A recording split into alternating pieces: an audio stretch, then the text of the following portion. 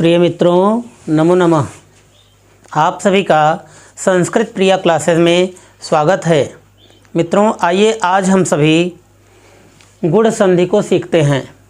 सबसे पहले गुण संधि की परिभाषा को सीखेंगे, नियम सीखेंगे, फिर इसके बाद उदाहरण सीखते हैं।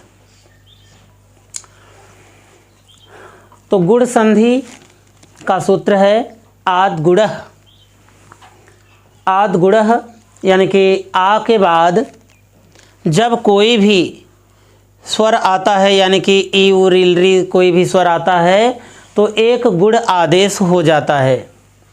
नियम है कि जब अ या आ के आगे, यानी कि जब अ या आ रहेगा, किसी स्वर का अंतिम अक्षर अ रहेगा या आ रहेगा, और फिर इसके आगे कह सकते हैं या इसके बाद इक प्रत्याहार के वर्ड यदि आते हैं तो इक प्रत्याहार के वर्ड कौन कौन से होते हैं? ई उ रील री। ये सब मित्रों प्रत्याहार हम आपको पिछले वीडियो में पढ़ा चुके हैं। तो अब इसके आगे जैसे जब अ या आ के आगे इक प्रत्याहार के वर्ड यानी ई उ रील री आते हैं तो दोनों का मिलकर क्रमशः ई का ए, उ का ओ, री का अर तथा री का अल हो जाता है। जैसे रमाधन ईशः, रमाधन ईशः बराबर, अब यहाँ पर आधन ई बराबर ए हो जाता है। संधि करने पर रमेशः शब्द बनता है। आइए संक्षिप्त सिद्धांत को हम सभी देखते हैं। तो जब ह्रस्व अ या दीर्घ आ के आगे, यानी कि जब अ या आ के आगे ये ह्रस्व ई या दीर्घ ई यानी छोटी ई हो चाहे बड़ी ई आती है तो दोनों का मिलकर एक गुण आदेश हो जाता है, यानी ए हो जाता है।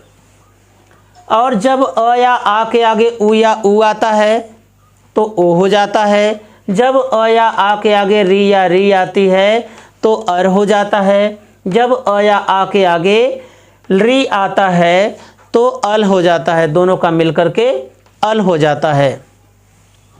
जैसे आइए दूसरा उदाहरण देखते हैं। जैसे दीन धन ईशः, जैसे दीन धन ईशः बराबर, अब क्या होगा? तो यहाँ पर न कैसे बनाए, पहले इसका हम वर्ड विच्छेद कर लेते हैं कि आधा न धन अ बराबर ये पूरा न बनता है। तो जब क्योंकि ये स्वर संधि का प्रकार है गुण संधि, तो हम यहाँ पर स्वर का स्वर से मेल और स्वर में परिवर्तन दिखाएंगे, यही होना ही चाहिए। तो यहाँ पर क्योंकि स्वर है आपका अ, यहाँ पर स्वर है अ, और इसके बाद यहाँ पर ईशः के ई से, यानी कि इसको इस प्रकार से कह सकते हैं कि पूर्व पद के अंतिम अक्षर न के अ से, यानी कि दिन के न के अ से, और उत्तर पद के प्रारंभिक अक्षर यानी ईशः के इस ई से मेल होने पर सूत्रानुसार कि जब अ के बाद या ई आती है, छोटी ई चाहे बड़ी ई आती है, तो दोनों का मिलकर ए हो जाता है। तो यहाँ पर अ के सामने यहाँ पर बड़ी ई आई है, तो चाहे छोटी ई आवे चाहे बड़ी ई आवे, दोनों का मिल करके ए बन जाता है। तो हम सूत्र में देख करके यहाँ पर ए लिख देते हैं।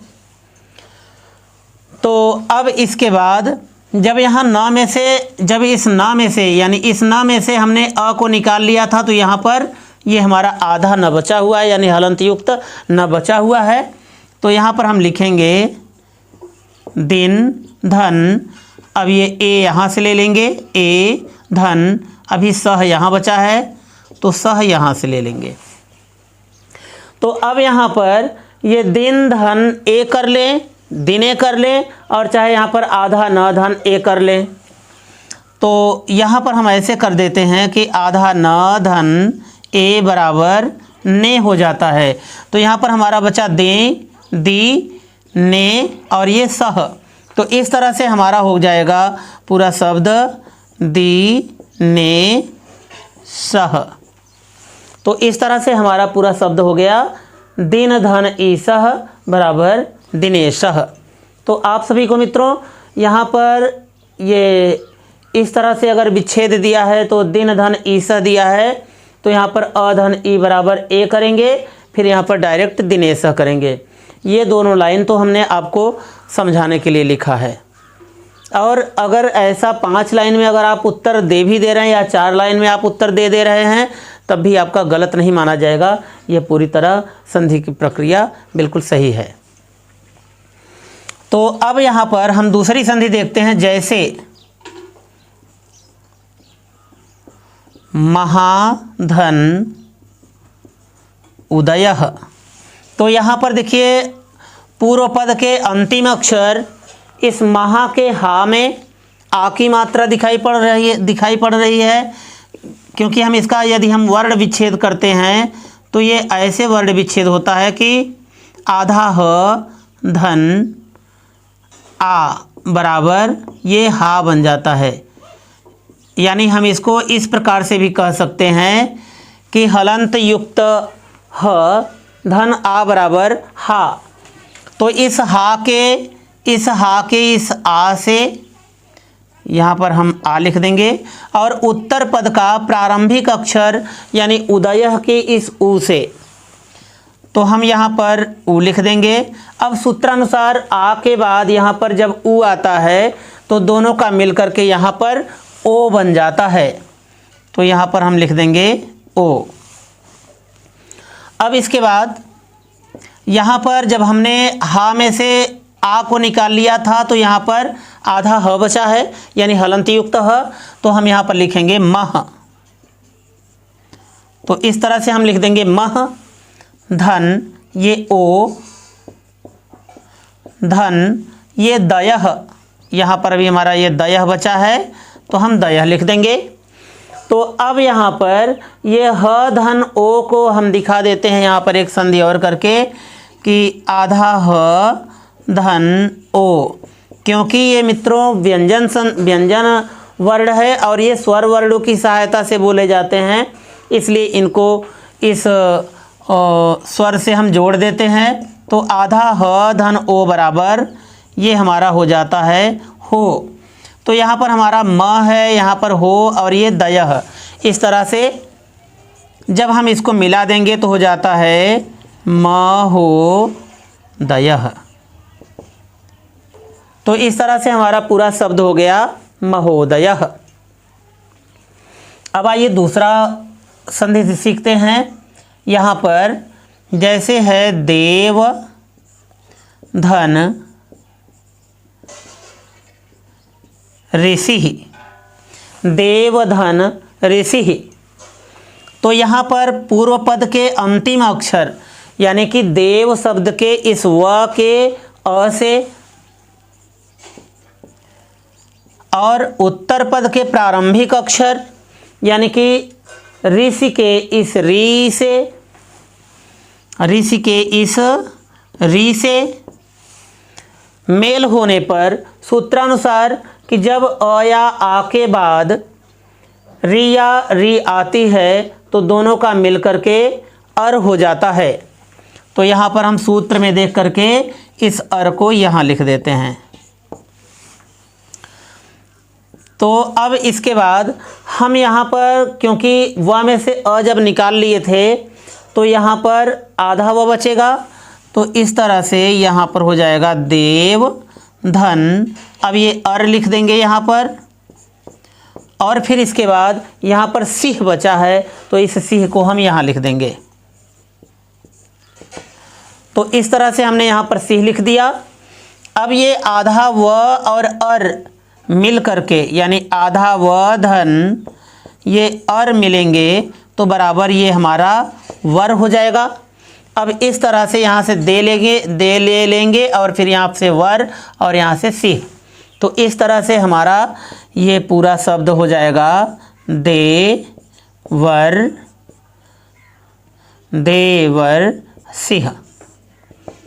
तो इस तरह से हमारा ये शब्द हो गया देवर सिंह। चाहे ऐसे लिखिए और चाहे फिर आप इस तरह से लिख सकते हैं देवर सिंह, ऐसे लिख सकते हैं आप सभी।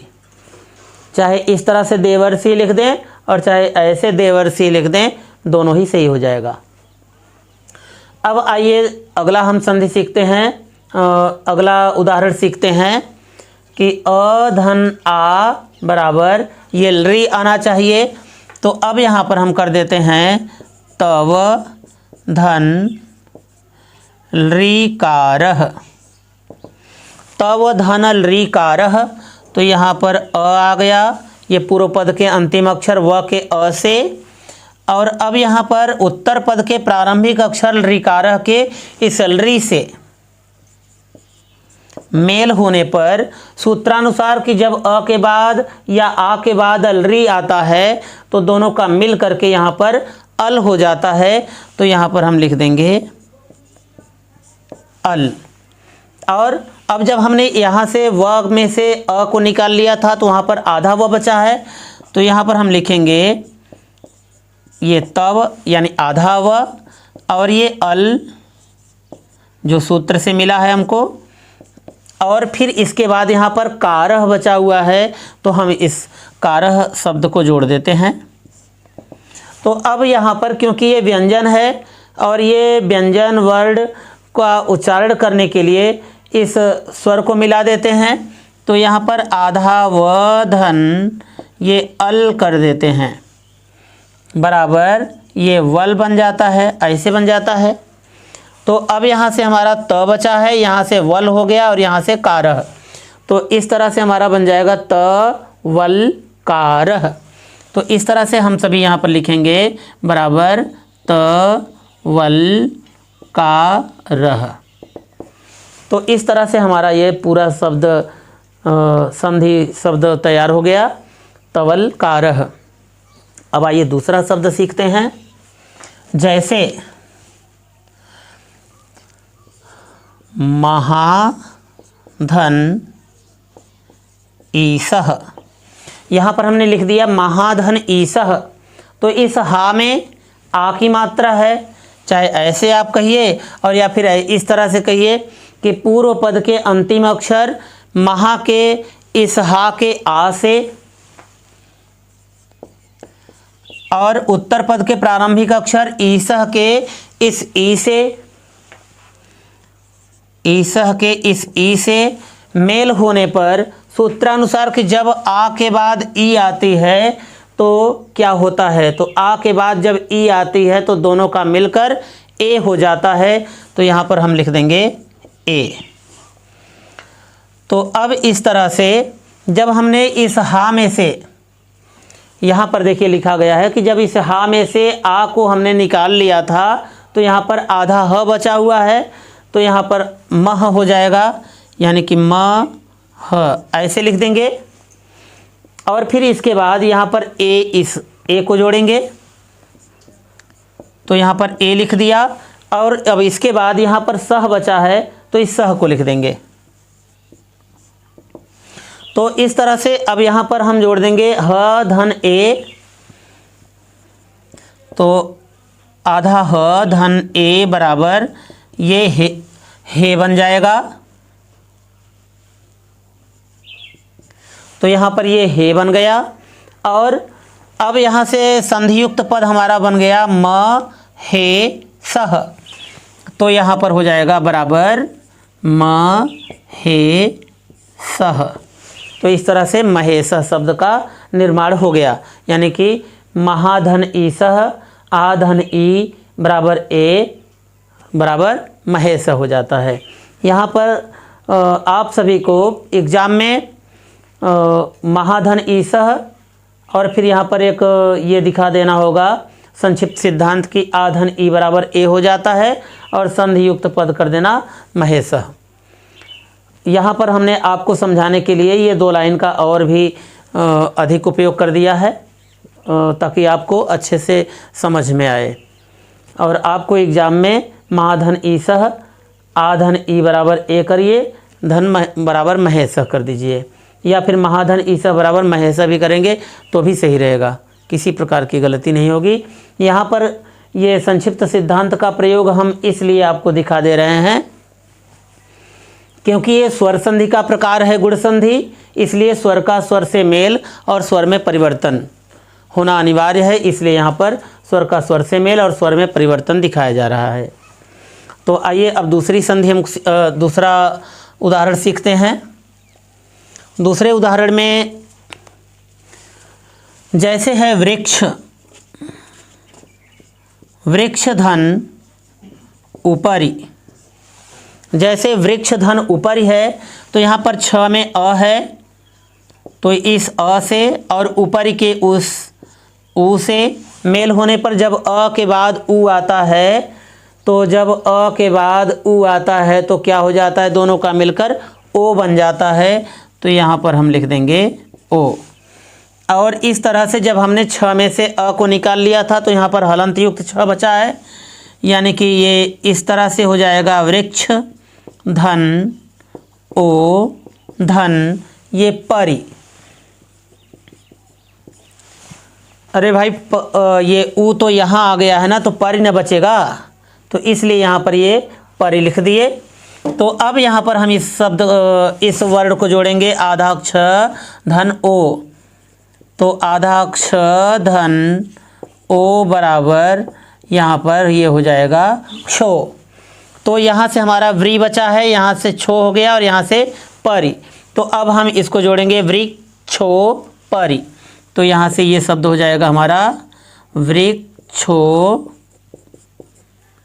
परी। ये हो गया मेरा संधियुक्त पद कि वृक्षो परी। अब आइए दूसरा उदाहरण कर लिखते हैं।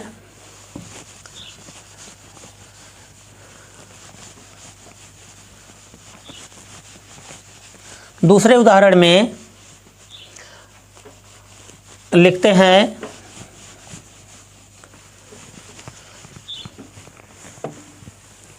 सूर्य धन उदयः,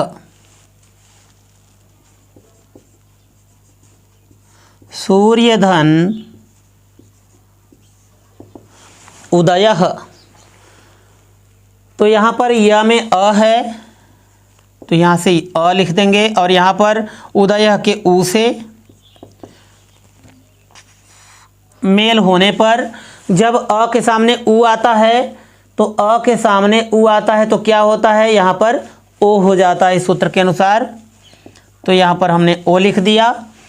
अब क्योंकि य में से अ को निकाल लिया था तो यहाँ पर आधा य बचा हुआ है, तो ऐसे लिखेंगे हम कि सूर्य धन ओ धन ये दयः शब्द बचा है, तो यहाँ पर हम लिख देंगे दयः। अब इस तरह से आधार य धन ओ कर देंगे बराबर, अब यहाँ पर यो हो जाएगा रियो, ऐसे हो गया। तो यहाँ पर हमारा सु बचा है, यहाँ पर यो हो गया और ये दयः, तो हमारा पूरा संधि युक्त पद हो जाएगा सूर्योदयः, तो यहाँ पर हो जाएगा सूर्योदयः। तो इस तरह से हमारा पूरा शब्द हो जाएगा सूर्योदयः। आइए इसी प्रकार से चंद्रोदय हो जाएगा, चंद्रधन उदय बराबर चंद्रोदय। तो अब यहाँ पर हम लिख रहे हैं जैसे देव धन ईसह, तो यहाँ पर व के अ से और यहाँ पर देव में व के अ से उत्तर पद के प्रारंभिक अक्षर ईसह के ई से मेल होने पर अब अ के सामने जब ई आता है, ये दीर्घ ई आई है यानी बड़ी ई आती है, तो दोनों का मिलकर के ए हो जाता है। तो यहाँ पर ए लिख दिया हमने। अब इसके बाद इस व में से जब अ को निकाल लिया निकाल लिया था तो वहाँ पर आधा व बचा है, यानी दे व ऐसे लिखेंगे। फिर यहाँ पर इस ए को हम जोड़ देंगे, फिर इसके बाद यहाँ पर सह बचा है, तो यहाँ पर हम लिख देंगे सह। तो इस तरह से अब चाहे देव धन ए करे फिर सह करें, और चाहे एक बार फिर से इसको जोड़ देते हैं कि आधा व धन ए बराबर वे हो जाता है। अब यहाँ पर हमारा दे बचा है और यहाँ पर वे और यहाँ सह, तो हम सभी लिख देते हैं दे वे सह। तो इस तरह से हमारा पूरा संधियुक्त पद हो गया देवे सह। आइए दूसरा शब्द लिखते हैं। दूसरा शब्द है जैसे बसंत धन ऋतु। जैसे बसंत धन ऋतु, तो अब यहाँ पर त में अ है, जैसा कि आपने अभी सीखा है कि जब हमको ये नहीं पता चल रहा हो कि इसमें कौन सा स्वर है, तो हम इसका वर्ड विच्छेद कर देते हैं। यानी इसका वर्ड विच्छेद करेंगे तो ऐसे हो जाएगा आधा त धन अ बराबर ये त हो जाता है। तो इस त के इस अ से, यानी कि यहाँ इस त में अ है तो इस अ को निकाल लिया, और ऋतु के इस री से मेल होने पर जब अ के बाद री आता है, तो जब अ के बाद यहाँ पर री आता है तो अर हो जाता है, तो वहाँ पर हम लिखेंगे अर। और फिर इसके बाद यहाँ पर आधा त बचा है, तो इस तरह से ऐसे हो गया मेरा ये पूरा पद कि बसंत हलंत युक्त त धन ये अर धन ये तुह, ऐसे हो जाएगा। तो अब यहाँ पर ये आधा त धन अर कर देंगे, यानी कि ऐसे लिखेंगे आधा तह ये अंत धन ये अर बराबर ये हो जाएगा अंतर, ऐसे।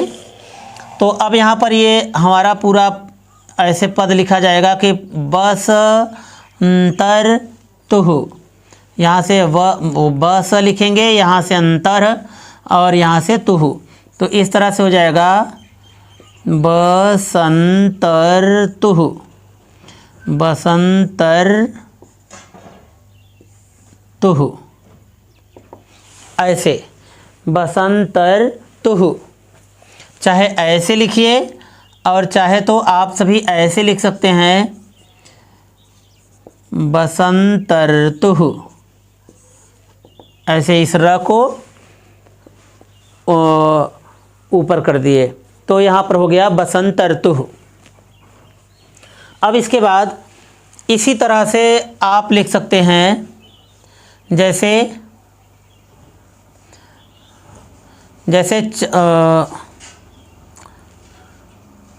लोक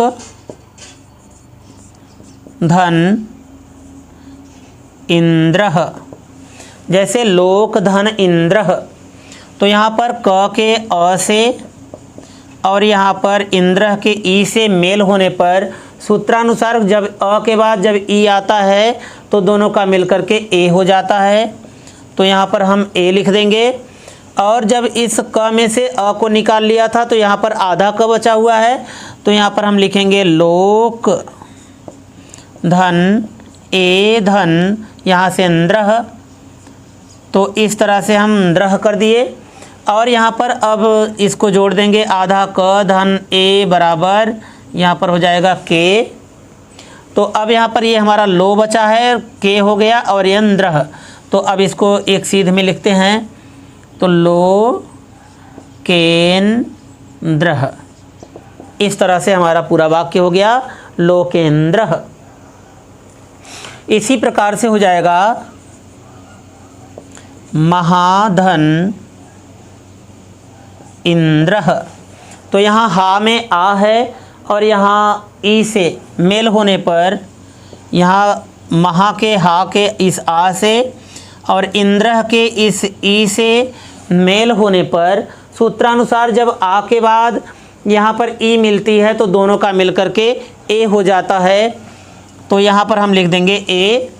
और जब इस हा में से इस आ को निकाल लिया तो यहाँ पर बच गया हमारा मह, ऐसे हो गया मह धन। अब ये ए यहाँ पर लिख देंगे, ए, इस ए को हमने यहाँ लिख दिया और फिर इस धन के बाद यहाँ पर नृह बचा है तो यहाँ पर हम लिख देंगे नृह। अब यहाँ पर आधा ह धन ए मिल करके हे बन जाते हैं, तो यहाँ पर आधा ह धन ए बराबर हे। तो इस तरह से हे बन गया।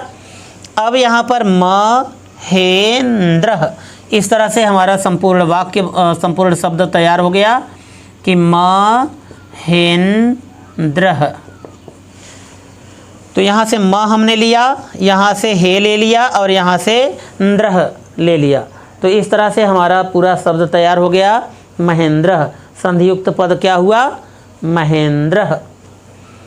तो आशा है कि मित्रों आप सभी को ये गुण संधि का सूत्र, इसके नियम और इसके सारे उदाहरण समझ में आए होंगे। धन्यवाद।